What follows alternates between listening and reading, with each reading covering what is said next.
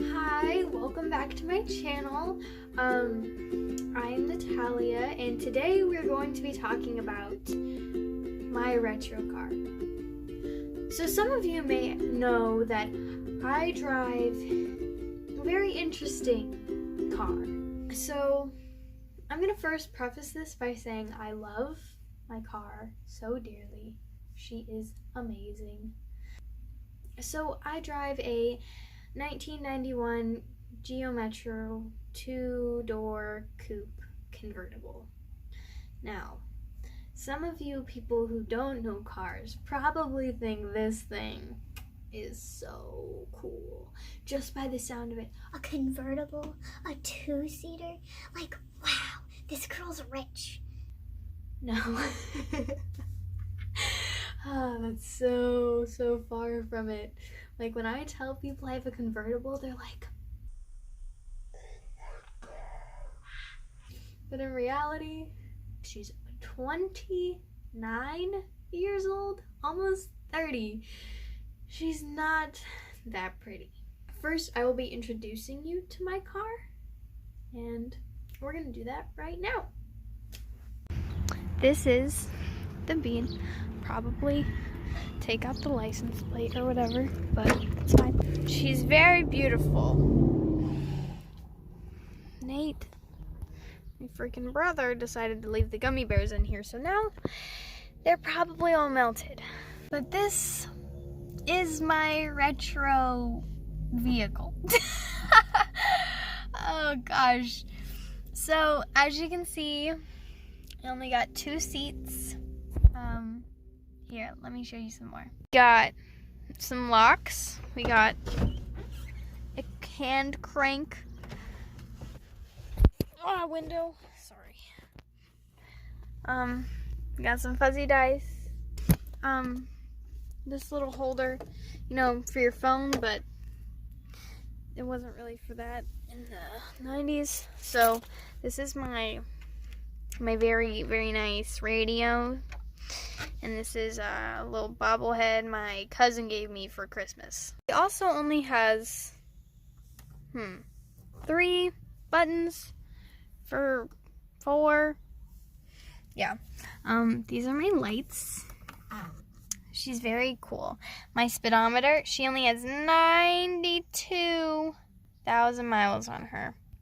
Yeah, I'm rich, guys. My car is so cool. So luxurious. Also, don't mind the Thrasher sticker. I thought it was funny, and people make fun of me for it a lot. That's fine.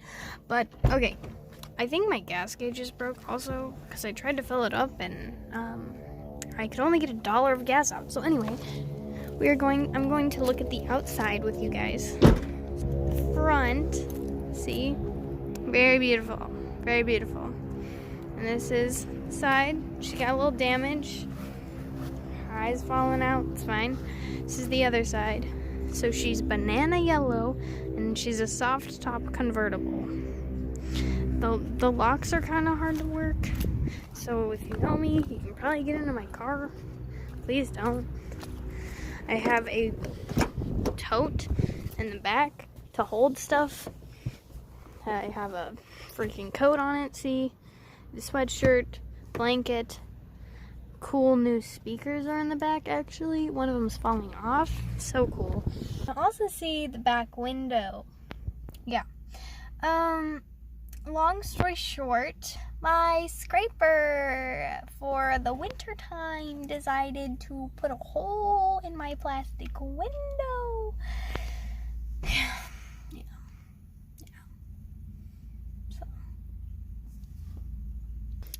For having retro vehicles, they don't come with cup holders. This is a cup holder, but it comes out. Anyway, I bought this car for $600. We've had to put $300 into it. Her muffler really likes to fall off, and her seat belts like to be broken. And I'm hopefully getting a new one before I go to college. But yeah, this is my retro car, and we're gonna go back inside. I'm not taking the top down because it's a hassle, but it looks the same except without the black part at the top. So as you can see, my car is an absolute hoot. Now we're gonna look at the pros and cons of having a retro car.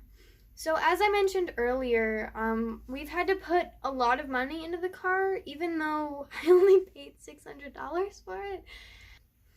The first thing that we had to get done to it was get the seatbelt fixed. No one could ride in the car with me. So before I could even drive, we had to get that fixed. And I bought this car last year and got my license in like December. I had to get my license, my driver's test done 3 times. Please don't talk to me about it. I have post-traumatic stress disorder from License. didn't take driver's ed because I wasn't going to spend that money. If I took driver's ed, I could have been a delivery driver. And that is needed right now. Anyway, I'm getting off topic. First con was we had to get the seatbelt removed. Then, after I was driving it for a little bit, after I got my license, I think a month after, the muffler decided to fall off.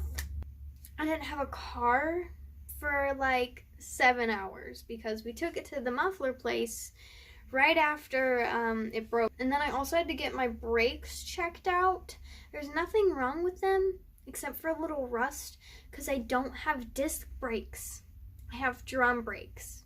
So that was another thing we had to do. So we had to get the seatbelt fixed, the muffler fixed, and then the drum brakes checked out. And then, like a week ago, no, longer than that. I don't know how long I've been in quarantine. What, 43 days? So, while I was in quarantine, we had to get my muffler fixed again because it was falling off. And I noticed this on my way to a photo shoot, like in the middle of quarantine. Not really. It was like day 6 of quarantine, and like we had it scheduled, but like my parents quarantined before everyone else decided it was actually time to quarantine, and then they got my pictures taken. Where was I? So basically, I've had to get my car fixed 4 times, and I've had it for not even a year. And I had to get my oil changed at Walmart, and this weird guy was hitting on me, and I didn't really realize it until my boyfriend pointed it out, and it was... Anyway, moving on to the next thing is, your car, if you have a retro car, you don't have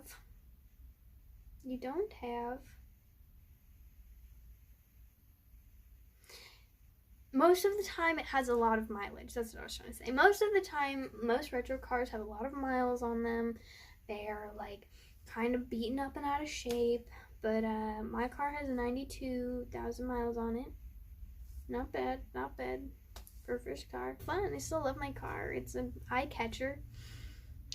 So yeah.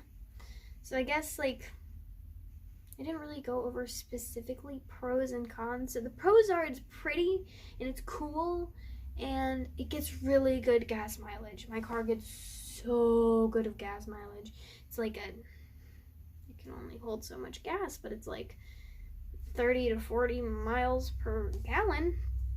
So I'm not complaining. I love my Bean. I'm gonna cry when I have to get rid of it. But she can't go on the highway.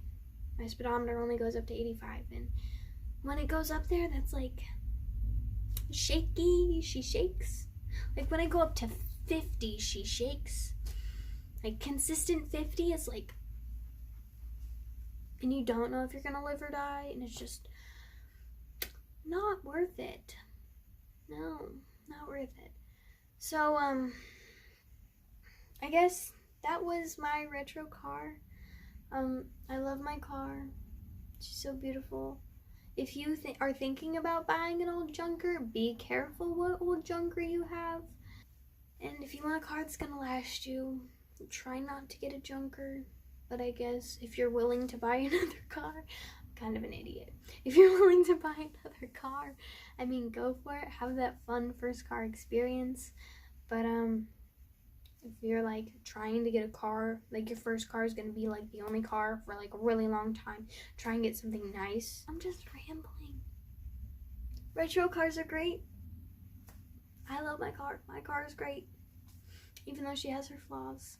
Thank you for watching my video. I know this is a trip. I'm crazy. And I'll see you next time. So, who else's car only goes up to 85?